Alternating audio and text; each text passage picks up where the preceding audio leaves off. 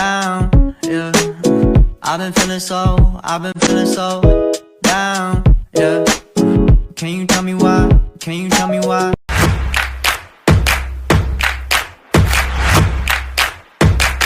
Assalamualaikum warahmatullahi wabarakatuh. Salam Om Swastiastu, Namo Buddhaya, salam kebajikan, dan salam sejahtera bagi kita semua. Halo teman-teman semua. Gimana nih kabarnya semua?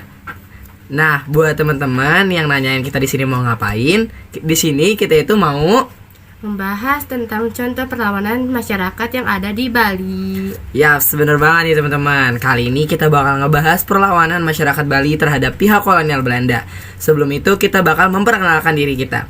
Nama saya Yudi Santoso. Nama saya Siti Harlina. Dan kita dari kelompok 13. Untuk mempersingkat waktu, langsung aja kita mulai ke video selanjutnya. Ayo guys. Kita semua udah kenal dengan nama tempat Bali, bukan? Nah, Bali yang kita tahu adalah tempat wisata paling terkenal dari Indonesia. Baik untuk wisatawan lokal maupun wisatawan antar negara. Itu semua udah tahu Bali. Bahkan katanya orang luar negeri itu lebih kenal Bali dibanding Indonesia sendiri loh. Nah, ternyata Bali ini belum terkenal seperti ini pada zaman dahulu. Bahkan katanya pemerintahan Hindia Belanda baru menaruh pengaruhnya pada abad ke-19.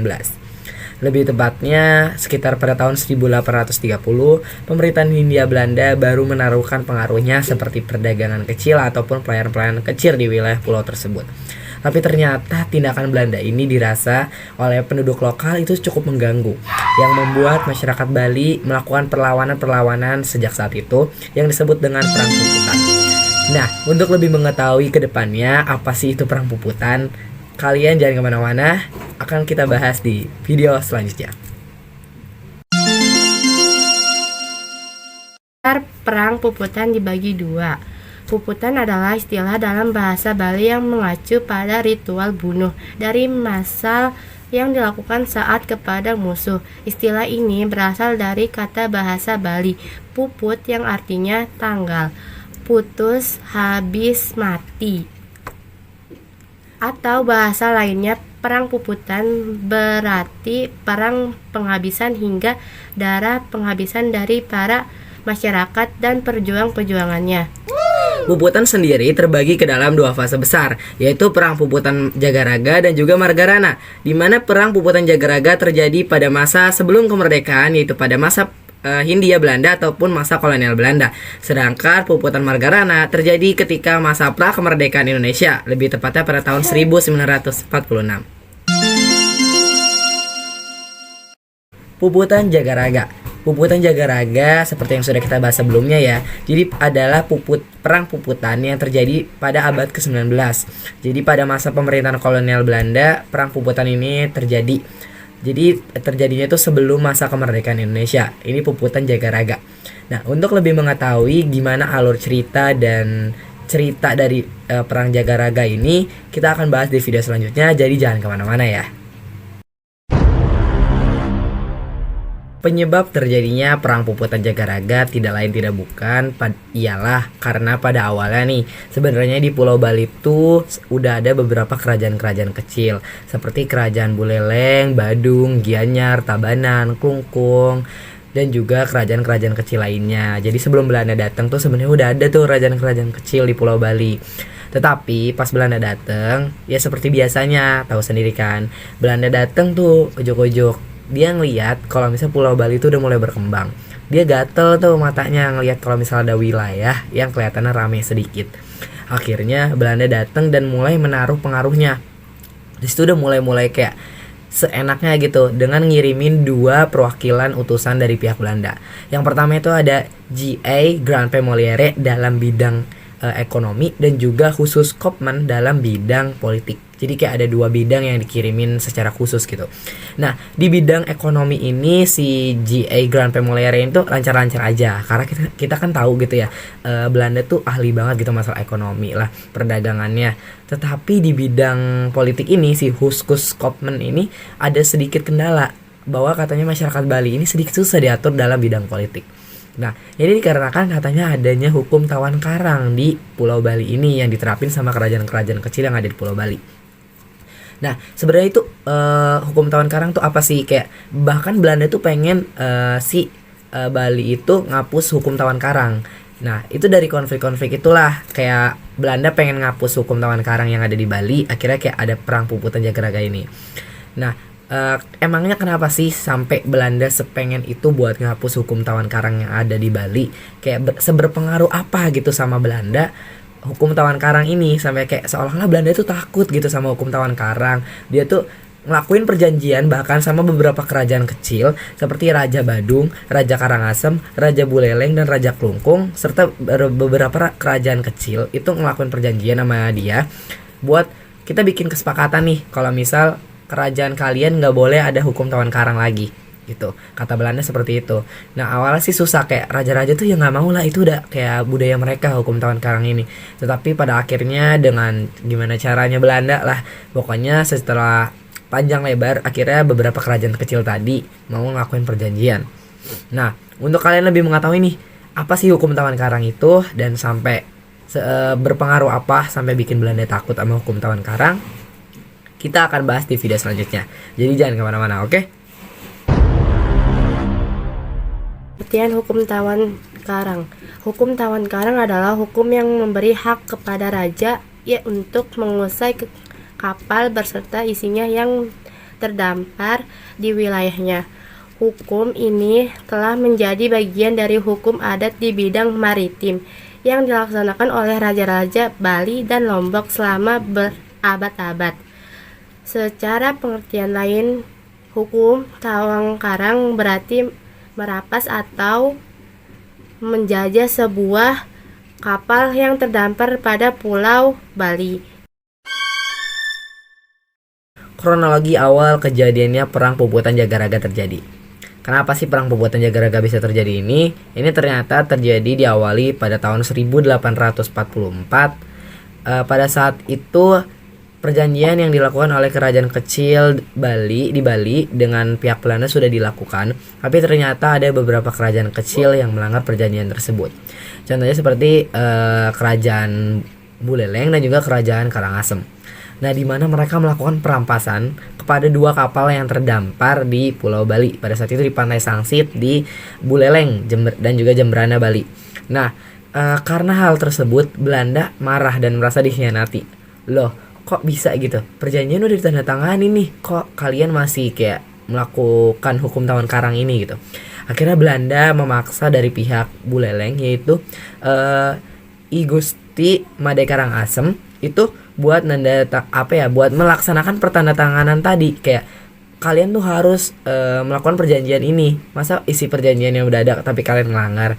Nah, bahkan Belanda itu minta ganti rugi kepada kerajaan Buleleng buat ngegantiin kerugian yang dialami Belanda tersebut. Nah, alih-alih itu ganti rugi gitu, tapi pihak Imade Karangasem ini malah didukung sama patinya I Gusti Ketutjelantik buat persiapin pasukan buat malah lawan Belanda balik. Katanya kayak Belanda tuh udah terlalu semena-mena sama kerajaan yang ada di Bali, kita tuh harus ngelawan gitu. Kayak hukum tawan karang itu emang udah budaya kita, kok mereka yang ngatur, sampai mereka nggak ngebolehin sampai malah nuntut ganti rugi. Akhirnya kayak mereka tuh istilahnya marah gitu, kerajaan di Bali tuh.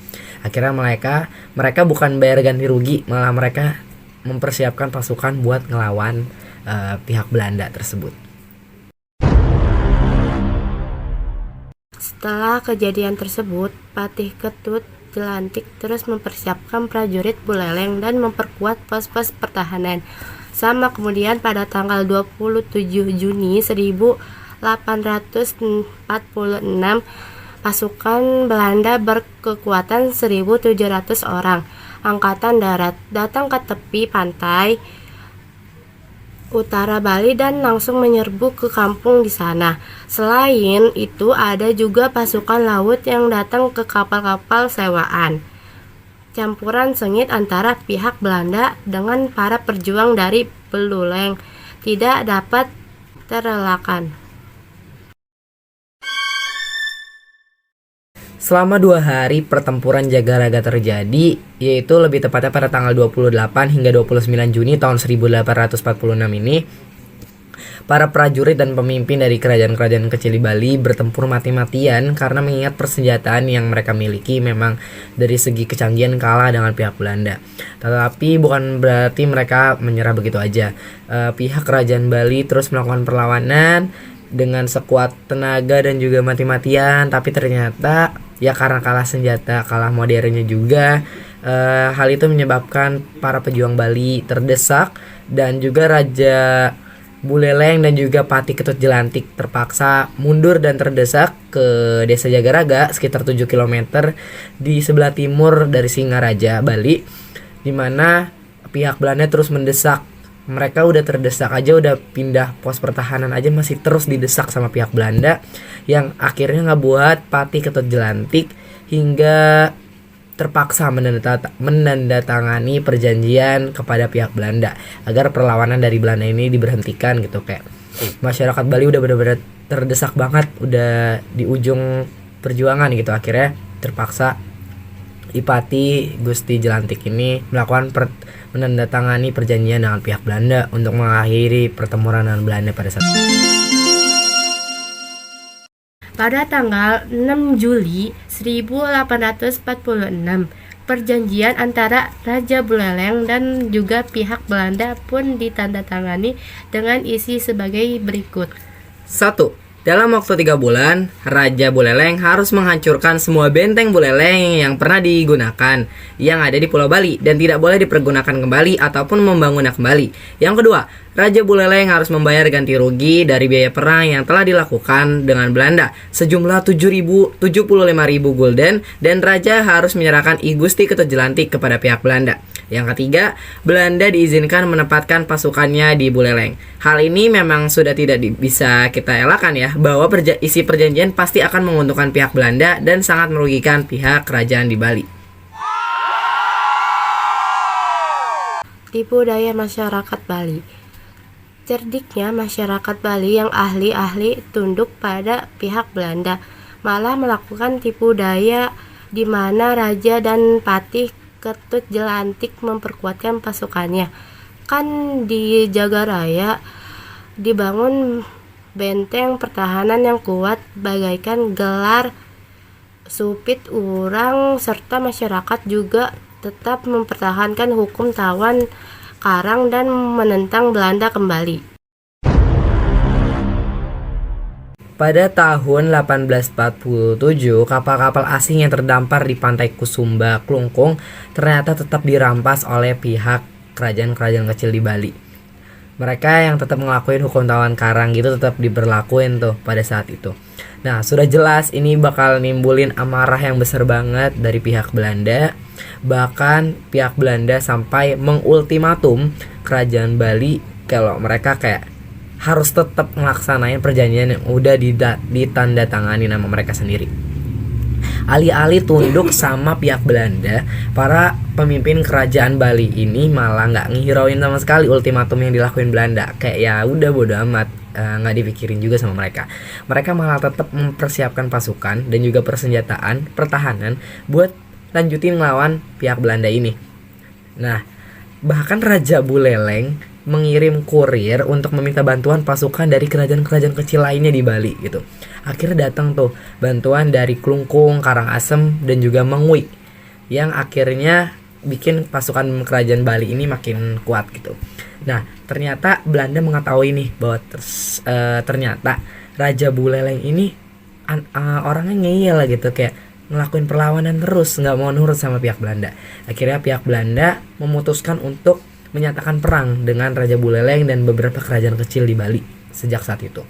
Akhirnya perang Puputan Jagaraga ini masih dilanjutin nih sampai ke tahap-tahap selanjutnya yang bakal kita bahas di video selanjutnya. Akhirnya pada tanggal 7 dan 8 Juni tahun 1848, Belanda pun datang ke Pulau Bali mendarat di Pantai Sangsit. Mereka datang dengan tujuan untuk menyerang kerajaan-kerajaan kecil Bali ini. Bahkan mereka mendatangkan bala bantuan yang cukup banyak di Pantai Sangsit dan langsung menuju ke benteng Jagaraga. Lebih tepatnya pada tanggal 8 Juni tahun 1848 ini, pihak kerajaan Belanda menyerang Benteng Jagaraga dengan mati-matian.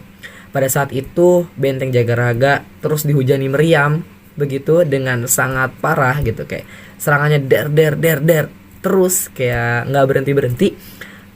Tetapi pihak Raja Buleleng ini dengan I Gusti Ketut Jelantik yang dibantu oleh istrinya Jero Jempiring melakukan teknik gelar supit urang, kayak gerakan jebakan untuk bisa ngepung pasukan Belanda yang pada saat itu sangat kuat, yang padahal dipimpin oleh J. van Swieten dan Letkol Suderland pada saat itu. Tetapi dengan teknik gelar supit urang ini, pihak Belanda berhasil ditekan, guys. Kayak pihak Belanda ini bahkan yang lebih canggih, lebih ramai pasukannya, itu kejebak sama teknik ini. Bahkan ternyata terdapat 5 orang opsir dan 74 serdadu Belanda tewas, serta ditambah lagi dengan 7 opsir dan 98 serdadu Belanda mengalami luka-luka parah. Hal ini yang ngebuat pihak Belanda akhirnya mutusin untuk kayak mundur aja deh, narik pasukannya dari Bali, kayak ayo mundur kita balik lagi ke Batavia gitu. Kayak mereka akhirnya nyerah gitu. Secara nggak langsung berarti kesimpulannya ini di perang kali ini nih, kerajaan Bali bisa nanganin serangan dari Belanda. Belanda kalah sama Bali gitu.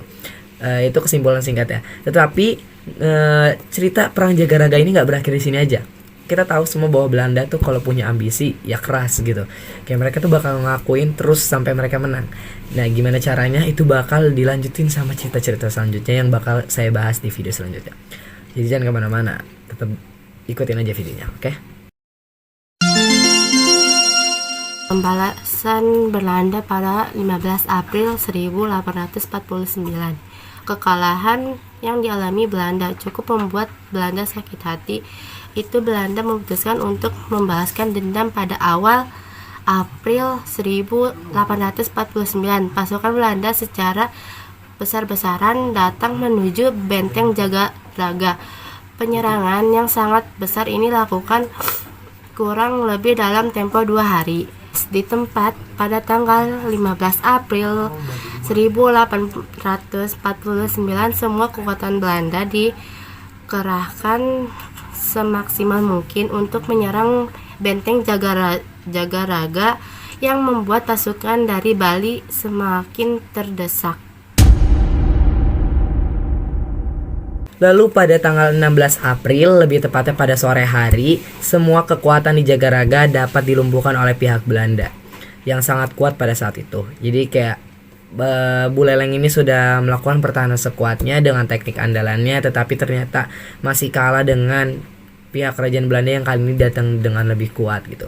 Akhirnya keruntuhan Benteng Jagaraga pun tidak dapat terelakkan dan secara nggak langsung pertanda bahwa lenyapnya kerajaan Buleleng. Rakyat Buleleng pada saat itu harus mengakui mau nggak mau kedaulatan kedaulatan Belanda di Pulau Bali pada saat itu. Kayak mereka akhirnya ngelakuin puputan di situ. Kayak udah mereka udah perang sampai titik darah penghabisan, tapi ternyata mereka masih kalah sama pihak Belanda. Tetapi Raja Buleleng yang diikuti oleh I Gusti Ketut Jelantik dan Jero Jempiring, seistrinya I Gusti Ketut Jelantik ini menyingkir dan ke Karangasem. Istilahnya kabur gitu. Mereka kabur dan bersembunyi ke arah Karangasem untuk melarikan diri. Tetapi ternyata di tengah perjalanan mereka tertangkap dan ketahuan sama pihak Belanda yang ngebuat mereka akhirnya ditangkap dan dibunuhin di situ.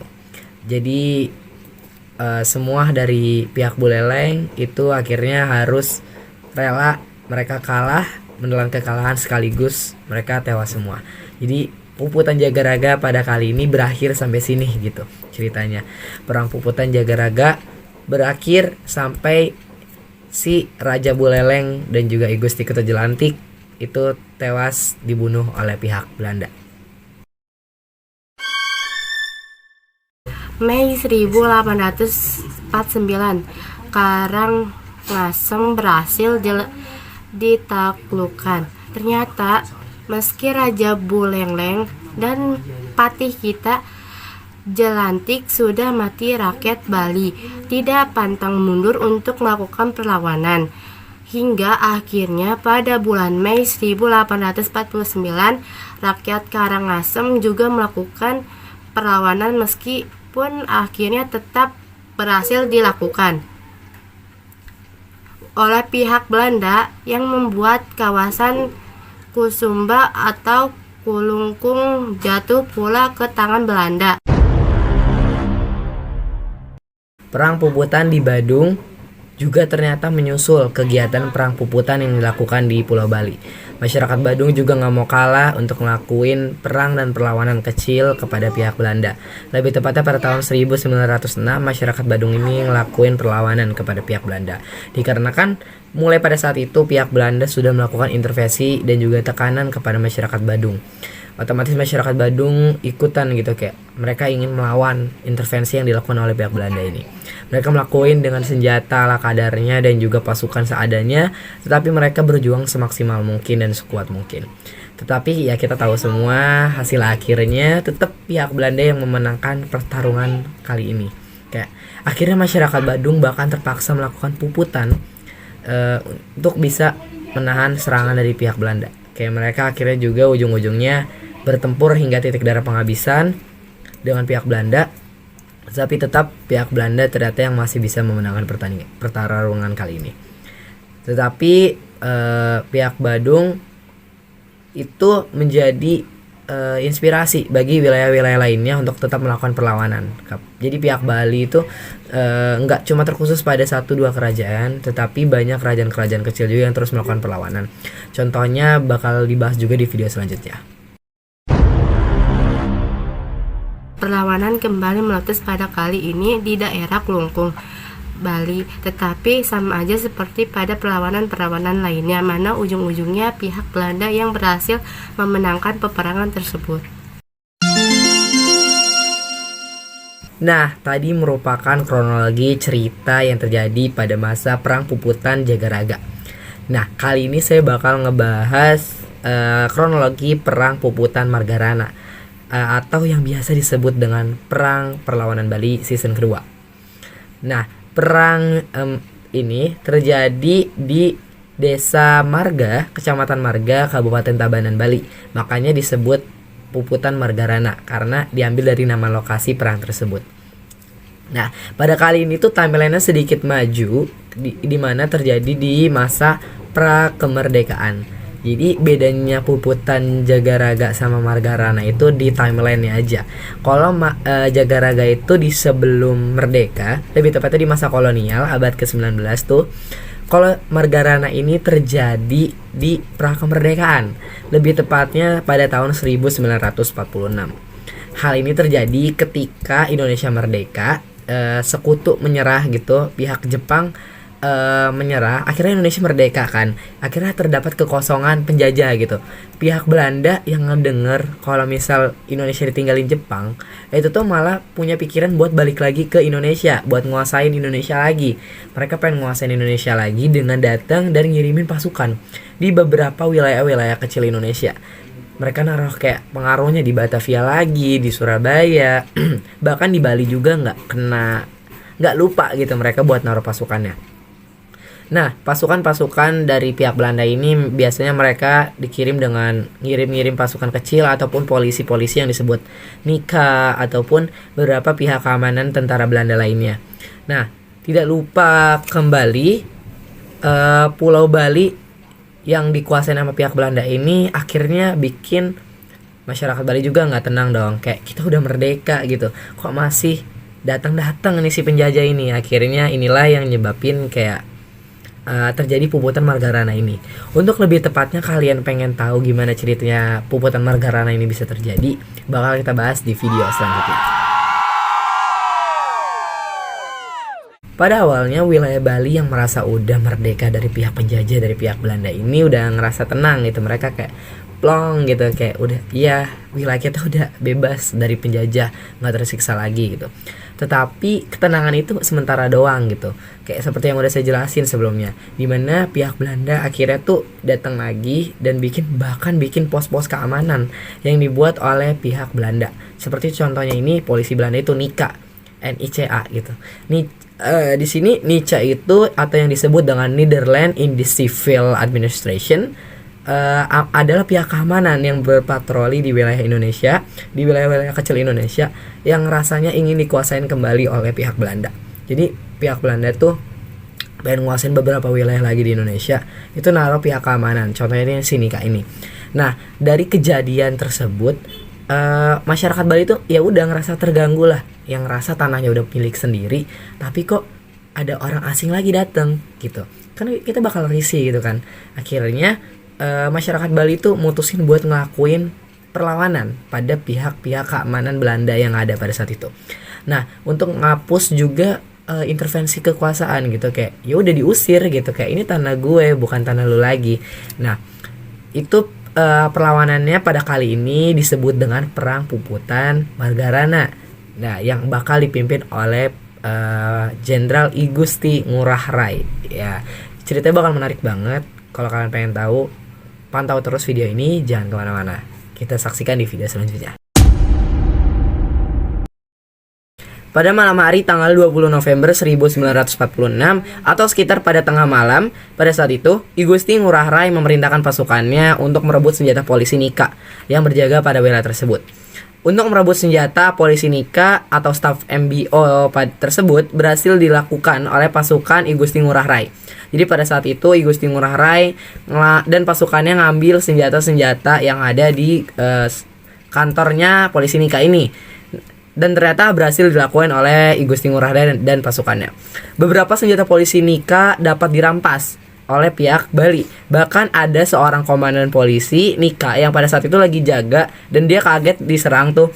Akhirnya dia kayak malah ikut bergabung oleh pasukan I Gusti Ngurah Rai. Jadi kayak dia malah gabung ke pasukan Bali yang tadinya ngedukung pihak Belanda, tapi pas disergap dia tuh takut gitu, kayak rame-rame. Akhirnya dia jadi pasukan Bali juga. Nah, gimana kelanjutannya? Itu bakal kita bahas di video selanjutnya.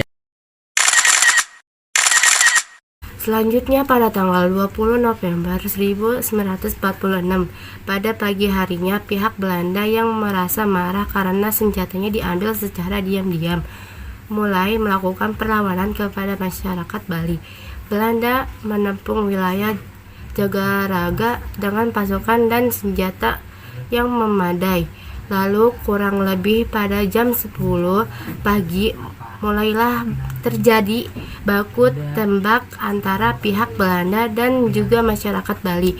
Pada si baku tembak ini, pihak Belanda banyak sekali yang jatuh berguguran. Hal ini membuat pihak Belanda takut akan kekalahannya yang akan diterima. Hal ini membuat Belanda mendatangkan bantuan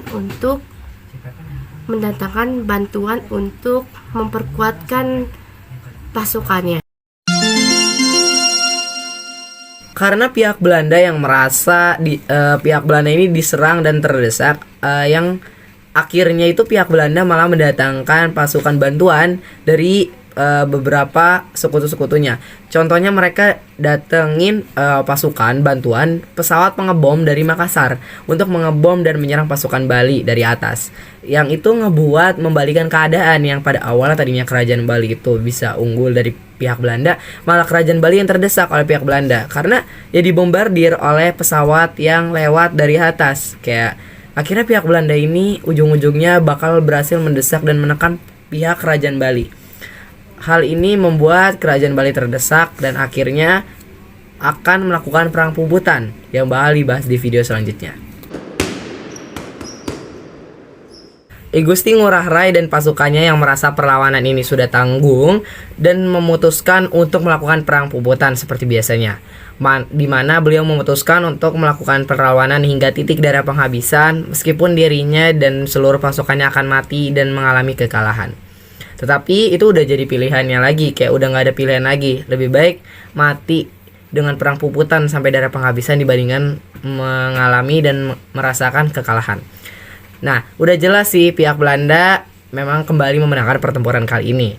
Meskipun begitu, ternyata dari segi jumlah korban nih, pihak Belanda sebenarnya jauh lebih banyak menelan korban, di mana terdapat 400 orang meninggal dari pihak Belanda.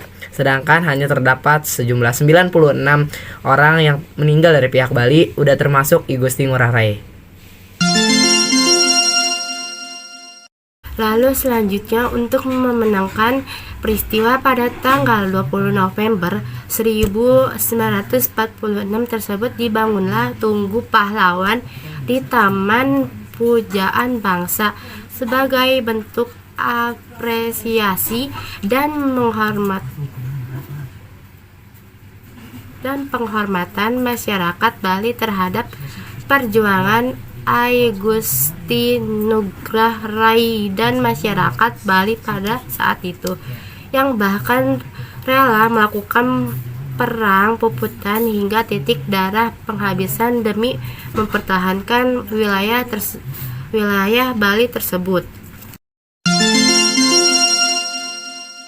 Oke, kesimpulan yang kita ambil dari cerita ini adalah ternyata perlawanan yang dilakukan oleh pihak masyarakat Bali terhadap pihak Belanda hingga titik darah penghabisan disebut Perang Puputan. Perang Puputan juga dibagi menjadi 2 fase, yaitu Perang Puputan Jagaraga dan juga Perang Puputan Margarana. Di fase pertama, Perang Puputan Jagaraga yang menghasilkan bahwa kerajaan Bali harus menerima kekalahan dari pihak Belanda. Meski begitu, mereka nggak begitu aja menyerah. Akhirnya mereka melakukan perlawanan kembali. Nah, di fase kedua ini, Perang Margarana terjadi juga di Bali, dipimpin oleh Gusti Ngurah Rai. Tetapi kembali mengalami kekalahan, bahkan harus terpaksa melakukan puputan. Nah, dari kejadian tersebut kita mendapatkan sebuah kutipan di mana jangan pernah menyerah pada suatu keadaan meskipun terdesak, apalagi pada saat peperangan. Lebih baik mati terhormat daripada peperangan daripada merasakan pahitnya rasa kekalahan. Itulah kutipan kecil kata-kata yang bisa kita ambil dari kisah perlawanan masyarakat Bali ini. Mungkin itu juga yang terucap dari hati para masyarakat Bali yang melakukan perlawanan pada saat itu. Semangat mereka dan juga perasaan untuk menggebu-gebu untuk melawan intervensi yang dilakukan pihak Belanda hingga titik darah penghabisan lah yang menjadi rasa untuk kita melakukan penghormatan kepada para masyarakat yang telah berjuang mati-matian tersebut. Nah, itu dia guys pembahasan tentang perlawanan Bali yang telah dibahas oleh kita berdua tadi. Dimana sekarang udah paham kan apa itu perlawanan masyarakat Bali terhadap pihak kolonial Belanda? Sekarang juga udah paham dong, perang perlawanan Bali terhadap pihak Belanda itu disebut perang apa? Dan perang Bali juga dibagi menjadi berapa fase dan apa hasil akhir dari peperangan tersebut. Itu juga udah kalian pahami dan kalian ketahui, bukan? Nah, karena kalian semua udah paham, oleh sebab itu mungkin kita akhiri saja materi pada video kali ini. Ucapkan mohon maaf yang sebesar-besarnya apabila ada kesalahan dari materi yang kita sampaikan. Kami tidak bermaksud untuk menyinggung ataupun menyakiti hati siapapun dalam penyampaian materi kali ini. Jika ada kesalahan itu datangnya dari kami. Dan jika ada kebenaran itu datangnya dari Allah Subhanahu wa taala. Kurang lebihnya mohon maaf. Wabillahi taufik wal hidayah. Wassalamualaikum warahmatullahi wabarakatuh. Dadah guys.